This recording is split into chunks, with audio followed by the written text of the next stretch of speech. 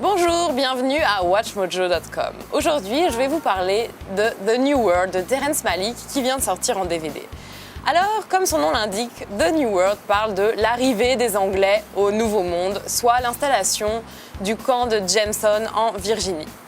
Alors, si vous avez vu la bande-annonce du film, vous vous attendez peut-être au film d'aventure classique du genre les gentils Anglais contre les méchants Indiens ou les gentils Indiens contre les méchants Anglais, avec une histoire d'amour entre les héros qui est souvent reléguée au second plan.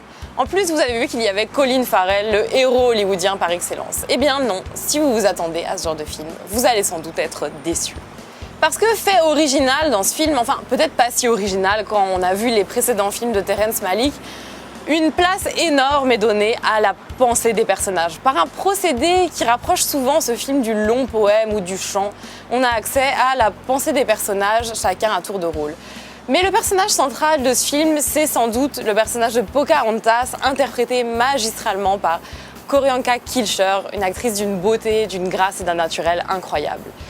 En fait, dans ce film, le destin de Pocahontas, on ne dit jamais son nom pendant le film, et du Nouveau Monde sont liés. Pour preuve, cette scène où l'on emprisonne les pieds et la taille de la jeune fille dans un corset et des chaussures.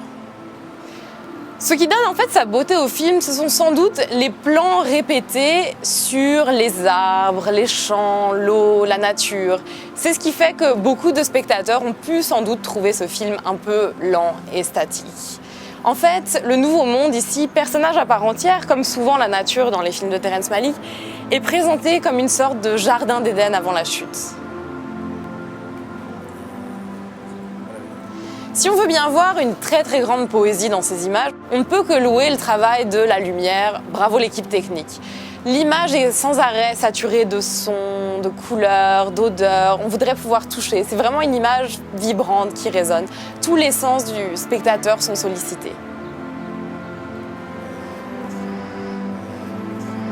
La musique, les voix résonnantes accompagnent tout le temps la poésie du film. Peu à peu, les instruments s'accordent, la musique se lève, comme le grain sur la terre, comme la vie qui s'installe. C'est vraiment merveilleux.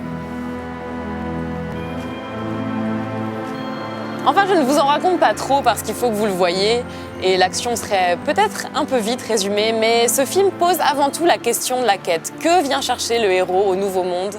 Et surtout, est-ce qu'il saura le trouver?